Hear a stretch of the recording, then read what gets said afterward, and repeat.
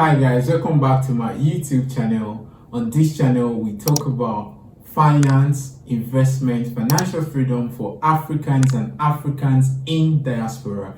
In case you're new on this channel, my name is Abidemi Abbas, and please click the like button, subscribe, and turn on the notification button as well. So today I'm going to be talking about the cost of living in London. Please continue to watch.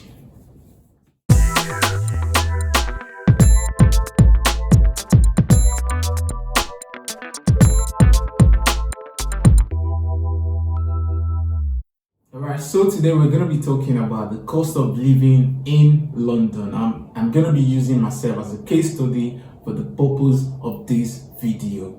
So let's go straight into my computer while we talk about the numbers. Alright, so this is the cost of living for a one-bedroom apartment in Croydon, London.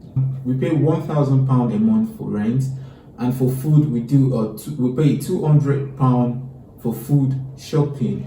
So for the water bill, that's around £20 a month, and the internet, so we pay £23 for the internet, and that is Sky. So for the electricity, this is a monthly bill of £45 every month. For gas, we pay an average of £45 every month, but this bill comes every 3 months, and this is a roughly £45 per month. So we normally get our gas bill every 3 months. So on average, we'll pay £45 per month.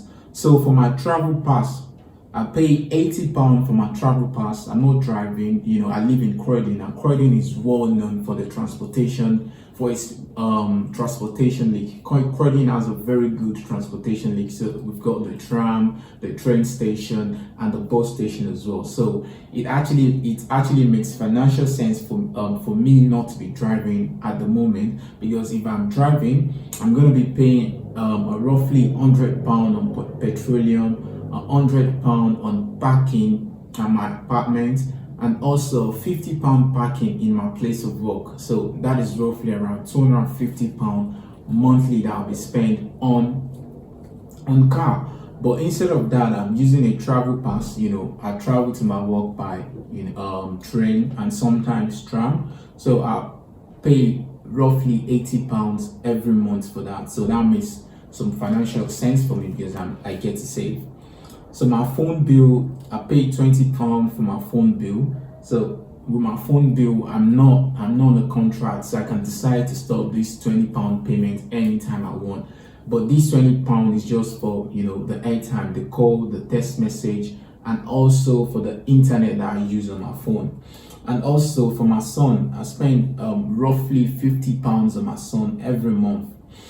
Now the council tax, this is a bill that I don't really like, but we have to be socially responsible. We need to pay our tax.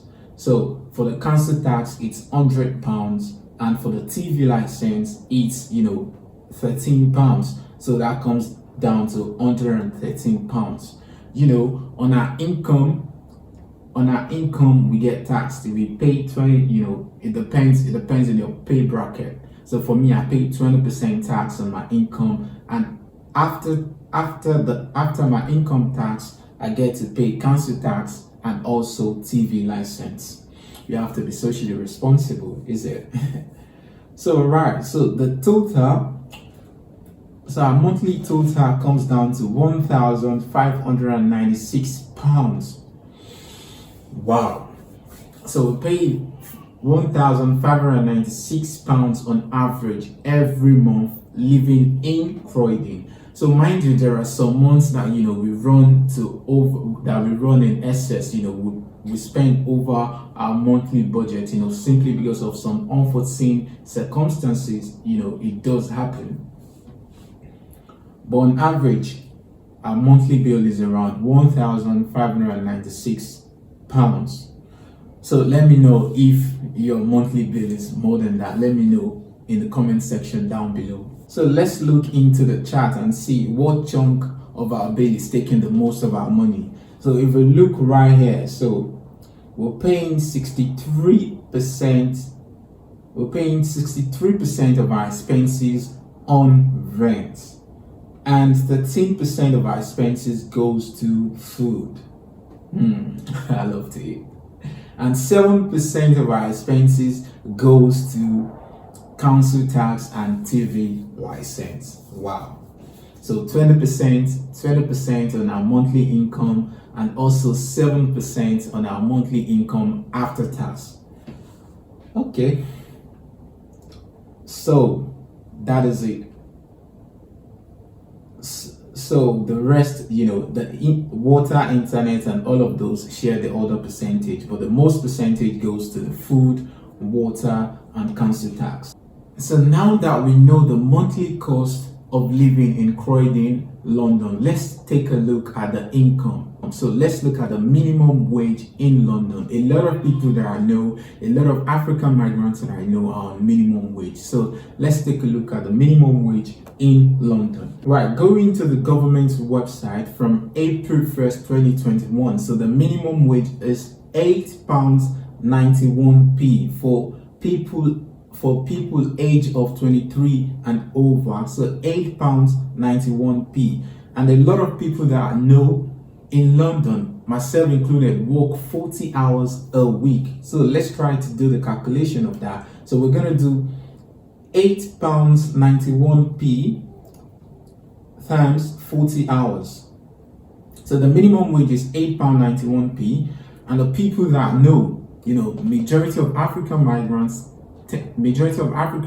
work 40 hours a week.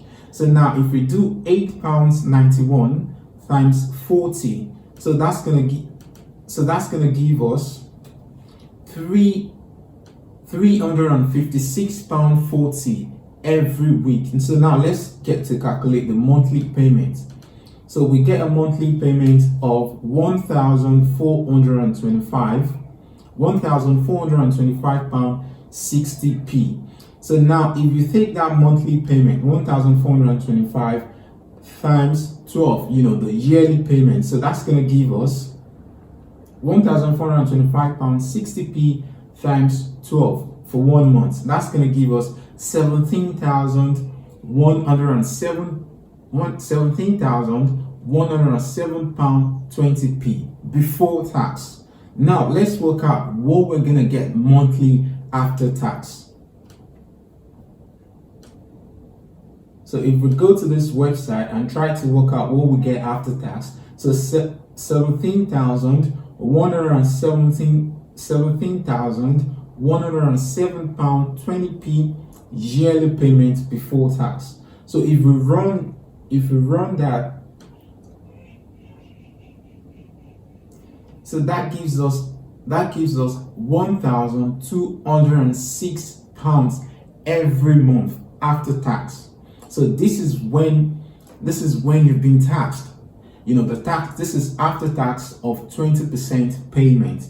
You get to have £1,206 in your pocket. So now let's take a look at that. So if you're earning minimum wage, and after tax, all you have in your pocket is £1,206. So if we compare this to the monthly bill of £1,596, then this person is running in deficit. That means this person needs more money for them to be able to live a sustainable lifestyle every month. They need more money for them to keep their roof, for them to have roof over their heads.